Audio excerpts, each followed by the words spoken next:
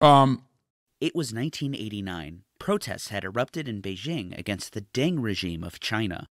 Images of the protests and the government's response were splashed across TV screens and newspapers. Ben Gvir was on national television before Robin was murdered with his car emblem. Yeah, and he said, literally a week before he was murdered, he said, "We got to his car. Next, we will get to him." And then he got fucking murdered. Ben Gvir was literally designated as a terrorist by Israel, okay? It's like if Osama bin Laden was like, "No, dog, you're going too far. Let's fucking calm down," to a guy who's like a bigger fucking terrorist, okay? Like, it's insane. Now, that is going to be very frustrating for people as a pill to swallow, okay? People are going to be like, "Dude, what the fuck? How dare you?" Let's say Saddam Hussein then. Is that better? Like, come on. He was not allowed to serve in the military. He now has his own Praetorian Guard, but he was not allowed to serve in the IDF because he was too racist for the IDF. Understand what I'm saying here. In order to be designated by designated as a terrorist by Israel, you have to be seriously bad or a Palestinian child. No, I'm saying like as an Israeli to be designated as an Israeli terrorist by the Israeli government, you literally have to be completely unhinged. I'm at the protest. Ben Gvir is insane. He literally just formed the Israeli version of the SS. It's beyond insane that he has so much support, like a sixth of the population is supporting him. Yeah, the other part of Ben Gvir's insanity is not just that like he wants to ethnically cleanse Palestinians. That much is clear. He wants to kill Jews too. Like he wants to literally fuck over like liberal Jews too. That's part of the reason why a lot of people are fucking protesting it. Like that's why he's considered a fucking terrorist, okay? It's insanity. And by the way, for those of you who are, new to this kind of thing, it literally is expected. This is how fascist movements end up creating exclusionary, such exclusionary projects that you have to make the in-group smaller and smaller and smaller. This is why we always say fascism is a suicidal ideology, okay? The in-group is going to ultimately move away from Palestinians when they are completely fucking ethnically cleansed, right? When they are ultimately powerless, as they are now, okay? They are going to move in to liberal Jews, liberal Israelis, gay Israelis, Israelis that want to get an abortion, Israelis that want to marry someone who's not Israeli. And then they're going to go back, once again, like they did in the original formation, to Israelis that are Ashkenazi Jews. You know what I mean? Because that's the other part of this equation, that like Judaism is an international an ethno-religious identity, which means that there are Jews from all different kinds of backgrounds, okay? And originally, in its formation, in Israel, there were certain Jews from specific backgrounds that were not considered to be as good as the other Jews. That's where you're going to get to. You're going to get Sephardic Jews that are going to be targeted. You're going to have the Mizrahis. You're going to have the fucking... ultimately, you're going to get to... it's already happening with Ethiopian Jews anyway. And it's going to become smaller and smaller and smaller and smaller. The in-group always becomes smaller and smaller, okay? That's how it fucking works. We will end the fascist coup if you give us a fascist secret police force. Far-right Otzma Yehudit Party to support freezing coup legislation in exchange for establishing a national guard under Ben Gvir. Fascist terror militia signed and sealed. There you go. All I'm going to say is this. For liberal Israelis that are tuning in, that are watching, this is a byproduct of not having, for lack of a better term, CRT in Israel, okay? That's it. If your national project revolves on doing basically the same shit that, basically the same shit that's currently happening and ongoing, okay? And you turn a blind eye to that, then there are always going to be people that say, it's not enough. It's not enough. We need to do more of it. This is a big problem in America as well. It's a major problem in the United States of America as well, with respect to the same attitudes that people have here. Fascists. That's how they do it. They take advantage of blindness that people have to the actual ongoing oppression, ongoing forms of oppression that is normalized in society, and just demand more of the very same. When you hear, for example, Steven Crowder or Ben Shapiro talk about police brutality in black communities and say, we need more of this, they're looking at the existing forms of oppression, right?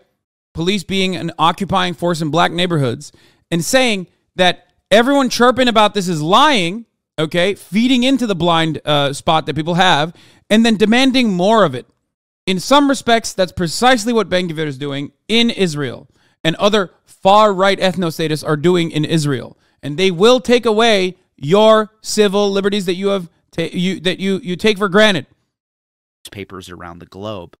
The world was fully captivated by this momentous event, and its images have remained some of the most iconic in history. It was this intense and sustained coverage that appeared as an opportunity to others.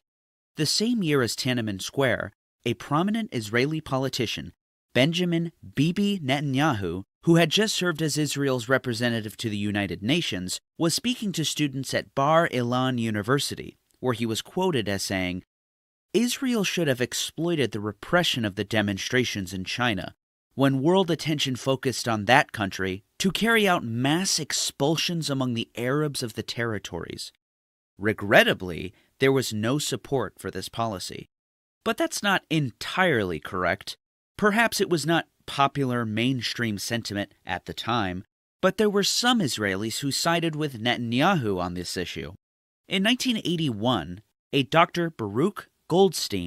Before we get to this, look no further than Netanyahu's own attitude towards settler terrorism over his rise to power and continued reinforcement in power.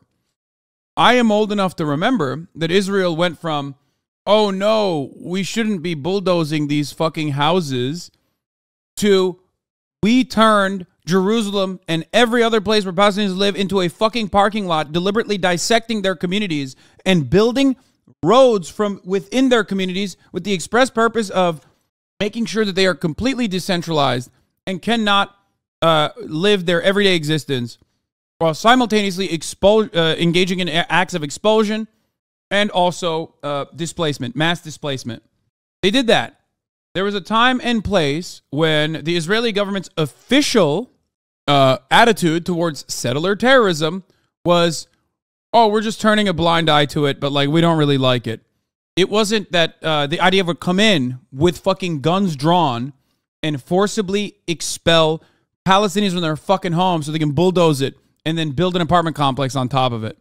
Yes, Israeli settlers can carry AR-15s around those neighborhoods, whereas it is illegal to own a firearm as a Palestinian. Yes. Penned a letter to the editors of the New York Times. Israel must act decisively to remove the Arab minority from within its borders. Years after writing this letter, Goldstein would don his Israeli military uniform and arm himself with his army-issued Galil automatic rifle. He'd then walk into the Ibrahimi Mosque in the old city of Hebron, located in the occupied West Bank.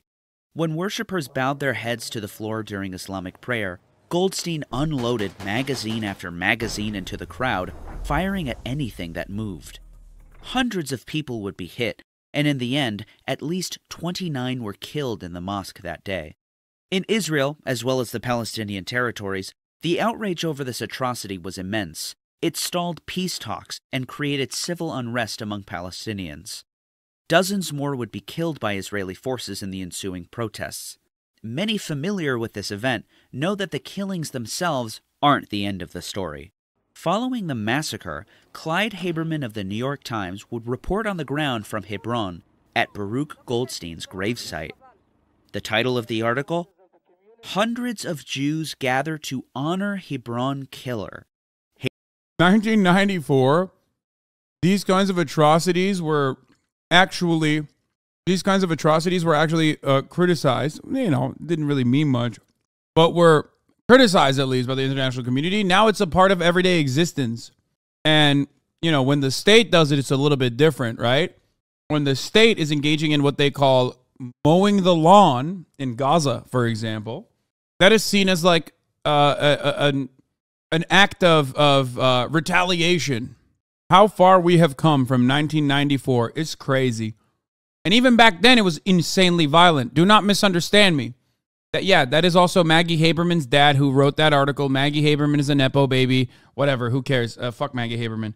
I don't give a shit. The New York Times is full of Nepo babies. Haberman writes, "In a steady stream, they came by the hundreds today to the grave of Baruch Goldstein, many bowing deeply to kiss the tombstone of the Hebron mass killer and to proclaim him a holy man. Many journeyed here by car and bus.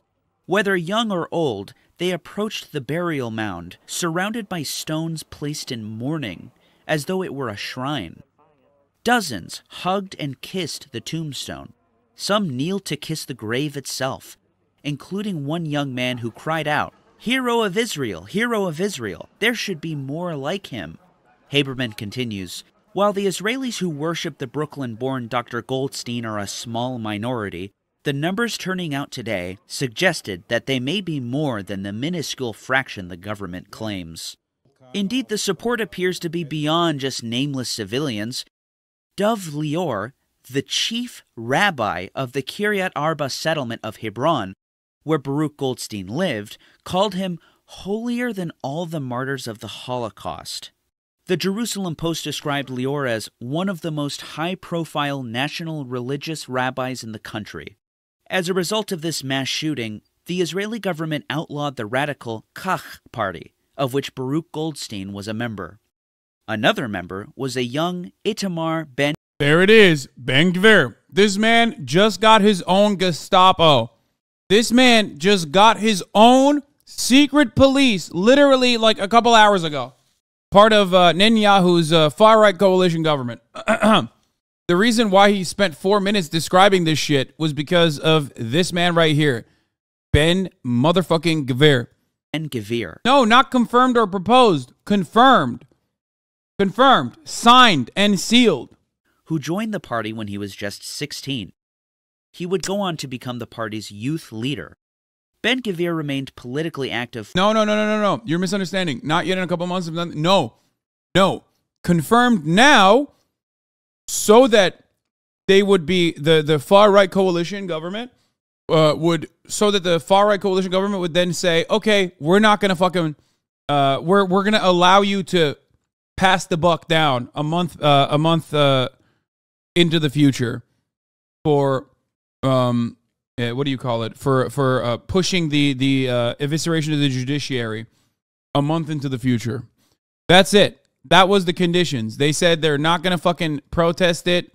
The far right is going to allow the Netanyahu government to avoid the top of the hour ad break, which comes at the top of every hour. Obviously, if you no longer want to see those ads, all you need to do is subscribe, which you could do for $5 or for free with a Twitch Prime, or by getting gifted a sub if you're lucky. Yeah, no shame. I know. Here's the 3-minute ad break now. All right, let's continue. Following the outlawing of Kach, and is now famously the leader of the Otzma Yehudit, or Jewish Power Party. Otzma Yehudit is believed by Israelis to be the Jewish Power Party. Spiritual successor to the Kach party. Ben Gvir has a colorful past filled with calls for ethnic cleansing of Palestinians. In fact, he was so radical in his politics that he was barred from conscription into the Israeli military.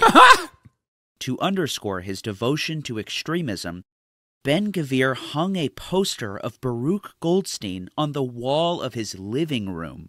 He reportedly took it down in 2019.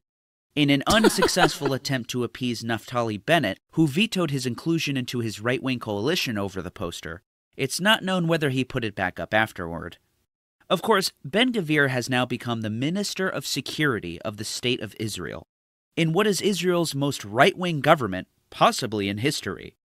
At the Otzma Yehudit campaign launch in 2019, Ben Gvir thanked his spiritual mentor, none other than Dov Lior, and brought him on stage to resounding applause. As Minister of National Security, Ben Gvir holds one of the most important positions in Bibi Netanyahu's new cabinet. Ben Gvir has called for harsher crackdowns on Palestinian militants and their supporters, as well as strict curfews in Palestinian villages, and mass deportations and targeted killings of terrorism suspects. Ben Gvir would also like to Yeah, terrorism suspect doing, that's a very liberal interpretation.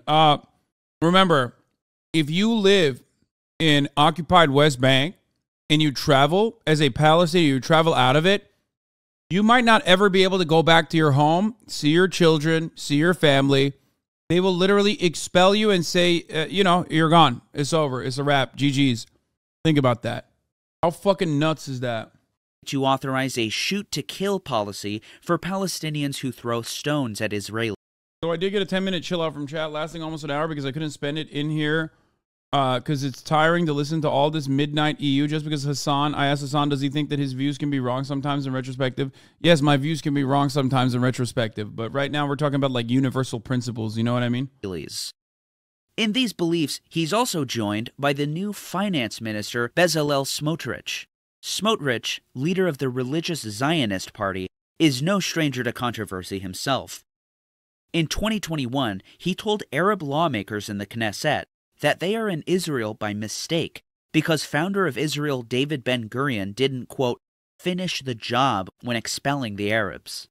אני איתכם לא מדבר, אנטי-ציונים, תומכי טרור, אויבים. אתם פה בטעות, כי בן גוריון לא גמר את העבודה ולא זרק אתכם ב-48. This is why I said it's like a little bit more aggressive than America. Like in America, we obviously systematically undermine the existence of black people, right? Or Native Americans all the time. But like, you don't have, I don't know, you have like, what's his fucking face? Stephen King, right? But even Stephen King cannot go out and literally say that to a black politician. Not Stephen King, Steve King, sorry. Not the author. I'm talking about, of course, the congressperson. Like, so in some respects, Israel is like ahead of the game when it comes to like open racism. Like, could you imagine Steve King fucking like going up? I mean, he's a white nationalist. We know he is, right? Like, we know he's a fucking racist, right? Can you imagine him going up in Congress and like pointing to a fucking black politician and just straight up being like, it's an accident that you're here, like you're a slave. You know what I mean? Dude, they're racist fuck against other Jewish people who are darker skinned and not European. Yes, I know. That's what I'm saying. Because, and this is my message to liberal Israelis that are like, Hasan, you're so harsh about this shit. You're so harsh. You're so harsh. Brother, they're coming after you too, motherfucker, eventually. I mean, you know, that's the fascist playbook. That's how this fucking works. They will always look for new enemies. They will always look for new methods of exclusion. They already do that to the Ethiopians. They already do that to the Arabs. Okay? They will eventually go through the different ethnic groups in Israel like they once did in the past. If I'm not mistaken, I thought Sephardic Jews were also considered like lesser than for the longest time, right? Like originally. Yeah. Sephardic Jews were oppressed in Israel for a very long time. Ben Gvir himself, by the way, is, again, if I'm not mistaken, a Sephardic Jew. So what happens to Sephardic Jews when they become a part of the in-group? White, if you will. If you want to use like American terminology, white. What happened? Became more fucking radicalized than anybody else. He's a Middle Eastern Jew. Sorry, yeah, Middle Eastern Jews like Mizrahi Jews. Not even Sephardic Jews. Mizrahi Jews are also oppressed similarly. Yeah. The Black Panthers were an Israeli protest movement of a second-generation Jewish immigrants from North Africa and Middle Eastern countries. It was one of the first organizations in Israel with the mission of working for social justice for Sephardi and Mizrahi Jews. Literally. In its original formation, Israel was like, yeah, no Sephardis and no Mizrahi Jews. Like, they were oppressed differently. I did not know about these Jewish ethnic denominations. Yes, it's a little bit more complicated than, it's not as black and white. You can't judge from 1960 people, says King Israel 69. Brother, the reason why I'm bringing this shit up is because this happened once and it's gonna happen again. The entire point is, the entire point that I'm trying to make here is that, like, fascist movements always have to find a new enemy internally, okay? For Hitler, for example, it was the Übermensch. Hitler did not consider the Slavs to be white which are Slavs are obviously considered white now, almost universally. But also on top of that, even internally within Germany, it wasn't just the Volk. It was always going to move on to the Übermensch, a specific type of Volkish people that were going to be the next group of individual Germans that were actually promoted and prospered. Down to the fucking height. Because you always have to fucking make your in-group smaller and smaller and smaller. Okay? That's it. Because it's built around the concept of exclusion. It's a never-ending battle. This is why I'm saying that, like, you justify it on the one end when it comes to the apartheid conditions for Palestinian people. It's going to come back and bite you in the fucking ass. It is literally doing it right now. Smotrich and Ben Gvir will enjoy free reign under Prime Minister Netanyahu, back as premier after a less than 2-year hiatus. As a result, we'll surely be seeing harsher treatment of Palestinians. And what's looking increasingly likely is the outright annexation of the occupied West Bank. Smotrich is insisting that the civil administration of the West Bank be transferred to his finance ministry, a move that is seen by many to be de facto annexation already. By taking the civil administration of the West Bank out of the hands of the military and into civilian control, it will be administered by the federal government of Israel. On top of that, the border police operations of the West Bank will be relinquished to the newly named National Security Ministry, which will in fact be headed by Itamar Ben Gvir. All of this happened, by the way. Along with expanding settlements and annexing the West Bank, Benjamin Netanyahu's history of steady invasions and saturation bombings of Palestinians, particularly in Gaza, will have to be closely watched. And I strongly advise everyone watching this now to prepare for this likely scenario, and to diligently update yourselves on news coming out of Gaza. Remember at the beginning of this video when I read you that Bibi quote saying that he wishes he'd used the Tiananmen Square massacre as an opportunity to expel Arabs from the occupied territories? Be wary of this pattern in the future. Like in 2014, when Bibi launched a ground invasion on the same exact day that Malaysia Flight 17 was shot out of the sky over Ukraine. The moments when news events spike media coverage and drown out other stories is precisely the time that we should be looking into Gaza and the West Bank. I need your help. This channel How does the shrinking of the circle in fascism relate to the ever-expanding circle of whiteness? In times of comfort, or in times of fear that like your in-group has to expand, you can allow others into the white circle. Like in America, 64% of the country is white. Why? Because the Irish are white, because the Italians are white, because the Polish are white, because the Greeks are white, because the Jews are white. Okay? And you kind of need that, because you can't run the country with just WASPs being white any longer. So you have to expand the concept of whiteness. Okay? This channel is one of my favorites, GDF Official. They make incredible videos. They are criminally underrated, and I'm very fond of them. Love them. Go support them.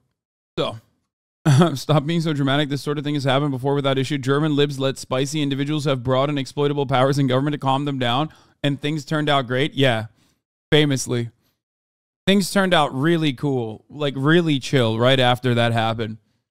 You know, there was a little bit of an ideological diversity in the German government. I mean, come on now. Come on, when is a Praetorian, I can't even say it right. Praetorian Guard ever gone wrong? Dude, just call it, it's a national guard. It's like a national police. I don't understand what you're saying. Just like, it's just Jewish power. It's not white power. The party's called Jewish Power Party. Come on now. Everyone's overreacting. Oh, man. So, yeah. Things are going great. Things are going great in Israel right now. Just great. Now that Netanyahu is also postponed the showdown by a month and then signed a document granting Itamar Ben Gvir, again, like a literal fucking terrorist. A terrorist by not my standards, okay? Because I think Israel does a lot of things that would be considered terroristic that they do as a normal, as a part of regular process. He's a terrorist by Israel's standards.